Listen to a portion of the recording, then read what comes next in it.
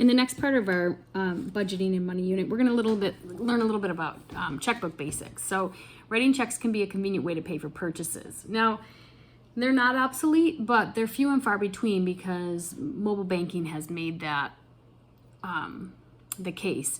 But it's important sometimes to write a check, and that's the only format sometimes, and so therefore it's good to know how. Using the guidelines given to you in class, which this video will walk you through that, write checks for the items listed below.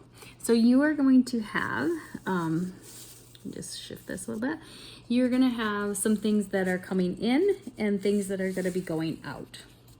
So I put numbers over here because later you're going to have to put them on a check register. And it's kind of like the same thing you did with the balance sheet of listing expenses and income. So I ordered them by date with the date furthest out. So 1 here, 2, 3, 4, and 5, and later we'll talk about that. But you're going to take the check number every time you, when you get a book or a box of checks from the bank, when you open a checking account, probably when you begin a job, they'll give you a standard set of checks and they're numbered. So the first check was written on June 1st, and you can put down either June 1 and the year like that, or you could have written 6/1/20, 6/ and then 1/ and then 20.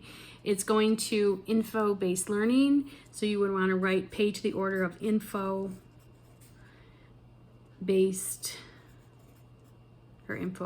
learning. Okay, and then how to fill in this here and how to fill in this line. So the amount or the item purchased was for a DVD set. So here is it says for or a memo. Sometimes you'll see memo written there, and that's just so that when this check comes back to you after it's cleared the bank and the bank takes the money out of your account to pay for what you wrote a check for, it's a little mental reminder because you get an actual physical scan of the check. So info-based learning, you bought a DVD set, it was $106.95. So on this line closest, and you wouldn't want to be writing in pencil, you would want to always write in pen, $106.95. And now you can put XX here, which means out of no dollars, right? Or there's no change, 95 cents out of the 100th place.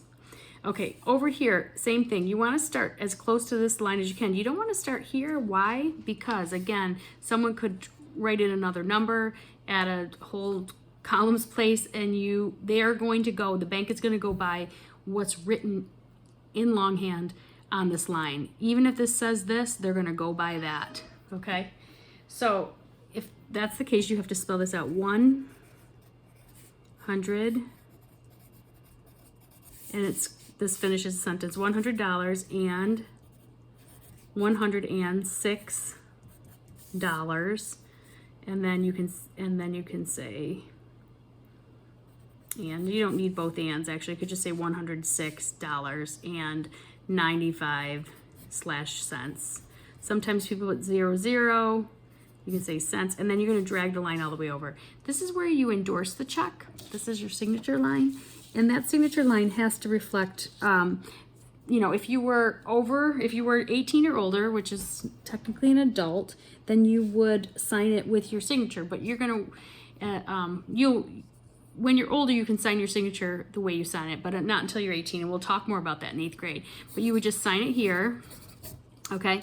So I want you to go through and try the other checks for that, and then so I did this one. I'm going to check it off. Get it?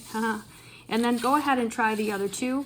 This is a check register, so remember to record the checks and deposits in the order they were made, and that's why I numbered these. So by date, and to add and subtract the amount on each line. So if I was to put in the first thing I did, that was the info-based learning for a set of DVDs, and the check number was $7.55, and the date was 6/1/20, and it was for description of transaction. You can say DVD, or you can do that and info-based, something like that.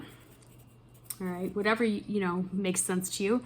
It was a payment, so It was $106.95, and you're going to subtract that from your balance. So you have $140, so now you have to subtract and do the math and bring it down, okay?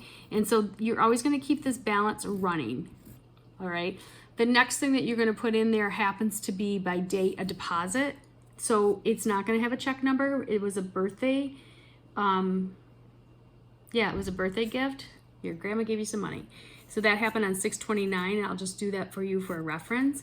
And then you can just write in B-Day, and it's gonna be deposit of $25. So now you're gonna add whatever this is subtracted from that, that's the total, and you're gonna add the 25 and keep it running down here. So you took money away, now you get $25 to build up. So happy calculating.